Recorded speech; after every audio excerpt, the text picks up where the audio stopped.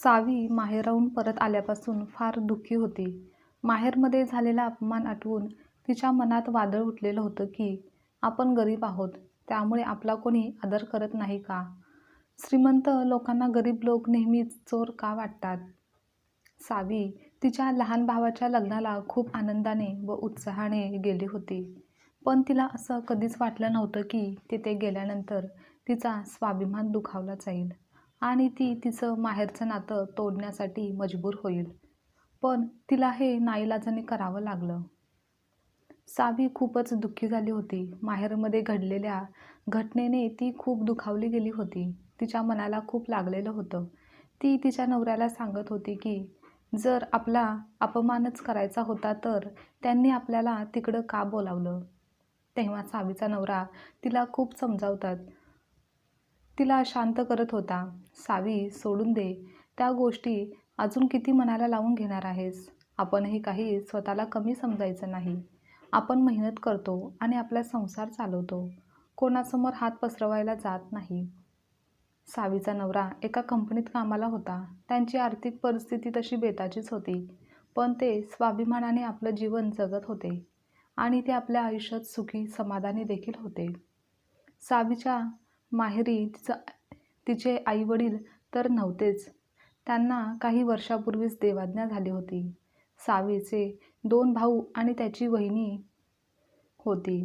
सावीच्या मोठ्या भावाचं लग्न झालेलं होतं, तर दुसऱ्या भावाचं लग्न होणार होतं. सावीची वहिनी प्रमिला तिच्या माहेरच्या मंडळींना व तिच्या बहिणींना जास्त प्राधान्य द्यायची.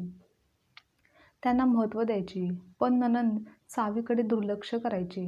सावीच्या सासरच्या गरीब परिस्थितीमुळे प्रमिला सावीला कमी लेखायची. म्हणूनच सावी आपल्या माहेरी फारच कमी जात असे. कारण तिला माहिती होतं की तेथे तिला कोणी मान देत नाही व तिच्यासोबत कोणी आदराने बोलत सुद्धा नाही. त्यामुळे सावीला मनापासून कधी माहेरी जाण्याची ओढ वाटायचीच नाही. आणि तसंही तिची आई तर नव्हतीच की लेकीची आतुरतेने वाट बघायला. सावीलाही कधीतरी वाटायचं की माहेरातून तिला फोन येईल, कधीतरी तिकडे तिला बोलावलं जाईल म्हणून ती वाट पाहायची. पण तिची ही आशा कायमच खोटी ठरायची आणि तिचं वाट पाहणं फक्त वाट पाहणंच राहायचं. कारण तिला माहेरातून आग्रहाने असे कोणी बोलवायचंच नव्हतं. पण ह्यावेळी सावीच्या लहान भावाचं लग्न होतं म्हणून तिला व तिच्या नवऱ्याला बोलवलेलं होतं. लहान भावाचे लग्न आहे म्हणून सावी खूप आनंदी होती. सावी व तिचा नवरा छान तयार होऊन सावीच्या माहेरी गेले.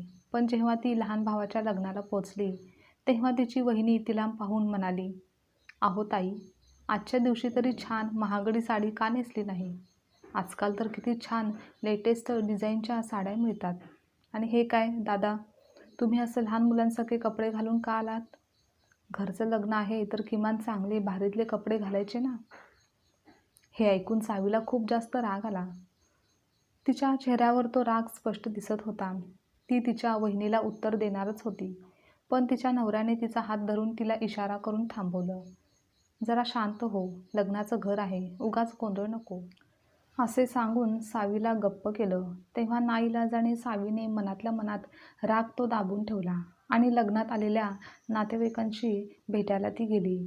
तेव्हा घरच्या शेजाऱ्यांनी यांनी सावीला विचारलं, "काय गं सावी, तुझं लग्न झालं तेव्हापासून माहेरी येण्याचं विसरूनच गेली आहेस. बरेच दिवस झालं माहेरी तू काही आलीच नाहीस." शेजाऱ्यांचं बोलणं ऐकून सावी थोडी नाराज होऊन बोलली, "इकडे येऊन अपमान करून घेण्यापेक्षा मी माझ्या सासरी आनंदात असते. तेथेच मला आदर आणि मान मिळतो. जर मला माहेराहून बोलावणं आलं असतं तर मीही आनंदाने आले असते. पण लग्नानंतर या लोकांनी मला अशी काही वागणूक दिली की आम्ही त्यांच्यासाठी काहीच महत्त्वाचे नाहीत." असं सावी आता स्पष्टपणे आणि बेधडक बोलत होती. इतक्यात तिची वहिनी प्रमिला आली आणि सावीकडे एक बॅग देत बोलू लागली की, "ताई, या बॅगची चांगली काळजी घ्या. या बॅगमध्ये काही मौल्यवान गोष्टी आहेत, त्यामुळे त्या नीट सांभाळून ठेवा." तेव्हा सावीने ते मान्य केलं नाही. तिने ती बॅग घेण्यास नकार दिला. ती बोलली, "मला ही जबाबदारी नको आहे." पण प्रमिलाने जबरदस्तीने सावीच्या जबाबदारीवर ती बॅग दिली. तेव्हा सावीचा नाईलाज झाला व तिने बॅग घेतली व ती जबाबदारी खूप मनापासून पार पाडत होती. काही वेळाने साखरपुडा होता व लग्न काही वेळातच होणार होतं. लग्नाच्या दिवशीच साखरपुडा कार्यक्रम ठेवला होता आधी साखरपुडा मग लग्न असं होणार होतं. गुरुजींनी नवरा बायकोला एकमेकांना अंगठी घालायला सांगितलं. तेव्हा सावी स्टेजवर उभी होती आणि तिने प्रमिलाकडे ती बॅग दिली. प्रमिला त्या बॅगमधून अंगठी काढायला लागली, पण बघते तर बॅगमध्ये पैसेच नव्हते. अंगठी होती. तेव्हा प्रमिलाने सावीला विचारलं की, ताई, या बॅगमधून पैसे गायब आहेत. तू हे पैसे कुठे काढून दुसरीकडे ठेवले आहेस का?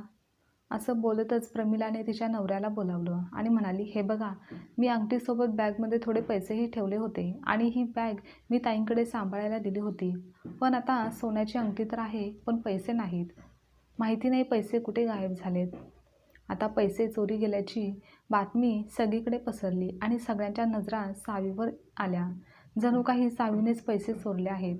सावी बोलली, वहिनी, तुम्ही मला बॅग दिली तशीच ती बॅग ठेवली आहे आणि मी ती बॅग उघडून पाहिलीसुद्धा नाही की त्यात काय आहे आणि काय नाही. तुम्ही अजून नीट बघा, मी काही पैसे चोरले नाहीत. मी गरीब असू शकते, पण चोर नाही. तुम्ही अजून दुसरीकडे कुठेतरी नीट पैसे शोधा, तुम्हाला नक्कीच सापडतील. पण प्रमिला सावीचं काही ऐकत नव्हती. ती बोलते, मी ह्याच बॅगमध्ये पैसे ठेवले होते, मग असे कसे कुठे गायब झाले? आता तेथे काही जमलेले लोक वेगवेगळ्या गोष्टी बोलू लागले. सावीला दोष देत बोलू लागले की, सावीला कळत नाही, आपल्याच भावाच्या घरी चोरी कशाला करायची? सावी बोलते, वहिनी, मी खरं सांगते, मी चोरी वगैरे काही केलं नाही. मी असं का करू? तूच सांग. आणि आम्ही गरीब आहोत नक्कीच, पण चोर नाही. मग तुम्हाला माझ्यावर चोरीचा आरोप लावून काय सिद्ध करायचं आहे? तुम्ही सर्वजण माझ्यावर विश्वास ठेवा. मी चोरी केलेली नाही. मी चोर नाही. सावीचा आवाज ऐकून तिचा नवरा तिथे आला. तेव्हा सावीचा भाऊ त्यांचीही चौकशी करू लागला, पण काही सापडलं नाही. तेव्हाच प्रमिलाची बहीण म्हणाली, अगं दीदी, ते पैसे तू माझ्याकडे ठेवायला दिले होतेस. तू कदाचित विसरली आहेस. जेव्हा मी आवरण्यासाठी जात होते तेव्हा तूच बोललीस की हे पैसे त्या दागिन्यासोबत ठेवणं योग्य नाही. त्यापेक्षा तू हे पैसे तुझ्याकडे सुरक्षित ठेव. म्हणून तू ते पैसे माझ्याकडे ठेवण्यासाठी दिले होते. मी आता पैसे घेऊन आले आहे. हे काय? ह्याच बॅगमध्ये तर सर्व पैसे आहेत. आता सगळ्यांच्या समोर सगळं स्पष्ट झालं होतं. प्रमिला आणि सावीच्या भावाची मान सगळ्यांच्या समोर खाली झुकलेली होती. तेव्हा ते सावी व तिच्या नवऱ्याच्या समोर हात जोडून माफी मागू लागले. आम्हाला माफ करा, आमच्याकडून चूक झाली आहे. पण सावीच्या मनात राग आणि अपमानाचा ज्वालामुखी फुटत होता. तिने थेट म्हटलं, तुम्हाला आमचा अपमान करायचा होता, ते तुम्ही केलंत. आता माफी मागून स्वतःला का लाजवत आहात? तरी मी किती वेळा तुम्हाला सांगितलं की मी चोर नाही, मी पैसे चोरलेले नाहीत. पण तुम्ही माझे एकही काही ऐकले नाही आणि तुम्ही काहीही जाणून न घेता माझ्यावर आरोप लावलेत. तुम्हाला वाटतं आम्ही गरीब आहोत म्हणून गरज भागवण्यासाठी चोरी करू. पण आम्ही गरीब असलो तरी आम्हालाही सन्मान आहे. आम्ही आमच्या कष्टाने आमचं पोट भरतो, आमचं कुटुंब चालवतो. पण आम्हालाही इज्जतही हवी असते. मी माझा अपमान सहन केला आणि माझ्या नवऱ्याचाही. जितकं सहन करण्याची ताकद होती तेवढं सहन केलं. पण आता ही बाब माझ्या नवऱ्याच्या आत्मसन्मानाची आली आहे. म्हणूनच मी आजपासून या घराशी असलेलं माझं नातं कायमचं तोडत आहे. या घराचे आणि इथल्या कोणाशीच माझा काहीच संबंध नसेल, कोणतंच नातं नसेल. कारण जिथे नात्याची किंमतच नाही तिथे माणसापेक्षा पैशाला अधिक महत्त्व दिलं जातं, असं माहेर मला नकोच आहे. आज माझे आईबाबा असते तर ही अशी वेळच कधी आली नसती. त्यांनी त्यांच्या लेकीवर नक्कीच विश्वास ठेवला असता. माझे भाऊही असं वागतील, माझ्यावर अविश्वास दाखवतील अशी मला कधीच अपेक्षा नव्हती. तुम्हीही मला चोर समजायला लागलात तर येथे थांबण्यात काहीच अर्थ नाही. असं बोलून सावीने आपल्या भाऊ व वहिनीसोबतचे नाते तोडून तेथून निघून जात होती. तेव्हा तिचा भाऊ व वहिनी पुन्हा लगेच तिची माफी मागू लागले. पण सावीने त्यांना माफ केलं नाही. कारण तिला वाटलं की तिचा स्वाभिमान दुखावला गेला आहे आणि जेव्हा गोष्ट आत्मसन्मानाची येते तेव्हा कोणतीही तडजोड करणं योग्य नाही, असं सावीला वाटत होतं. आणि आज त्याचबरोबर असलेली माहेरची थोडीफार आशा पण संपली होती. खरंच प्रमिला सावीसोबत खूप वाईट वागली होती. त्यामुळेच ती दुखावली गेली होती. सावीच्या भावाचे लग्न पूर्णही झालं नव्हतं तेव्हाच सावी आपल्या नवऱ्यासोबत तिच्या घरी निघून गेली. जाताना गाडीत ती खूप रडली. माहेरी झालेल्या गोष्टीमुळे ती खूप त्रस्त झालेली होती. तिला कधीच असं वाटलं नव्हतं की माहेरच्या लोकांसोबत नातं तोडण्याची पण कधीतरी वेळ येईल. पण अशी नाती काय कामाची, जे आपल्या लोकांवरच विश्वास ठेवत नाहीत. दरवेळी अपमान सहन करण्यापेक्षा अशा लोकांपासून नातं तोडणं तेच चांगलं आहे. हेच सावीला योग्य वाटलं. आजची कथा तुम्हाला आवडल्यास लाईक, शेअर, कमेंट करा आणि चॅनलवर नवीन असाल तर चॅनलला सबस्क्राईबसुद्धा नक्की करा.